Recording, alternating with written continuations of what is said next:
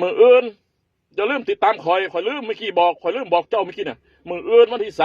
3คอยสิตัดกล้วยมืออื่นวันที่3ตอนเช้าเลยออกสิออกย่ำมะแรงได้เต็มลำพอดี3,000นิดๆก็3หัวมันได้3,000ก็เอาได้3,000กว่าก็เอาแต่ว่ากลัวหลายก็เอาไปบ่ได้รถคันน้อยรถคันใหญ่ก็ลูกก็ไปเอามืออื่นลูก2 คนลูกชาย2 คนน่ะแต่ว่าคอยนี่ขับรถกระบะนี่มาใส่ได้แค่3,000หวีหรือ3,000นิดๆนี่นะส่งเขาปลายทางมืออื่นวันที่3ตัดกล้วยเบิดมือย่ำมะแรงออกแล้วก็ไปฮอดมองโล่งของเสียวันที่4ย่ำมะเช้าอย่าลืมติดตามด้วยพี่น้องเด้อติดตามไปให้ไหนเด้มืออื่นเนี่ยเพราะว่าเป็นเที่ยวที่ว่าเอาไปส่งเขาออกพรรษาพอดีเอาไปส่งเขาออกพรรษาพอดีม้วนคักมืออื่นเนี่ยส่งพี่น้องปลายทางหน่วยบักไงข่อยจงไว้หลาย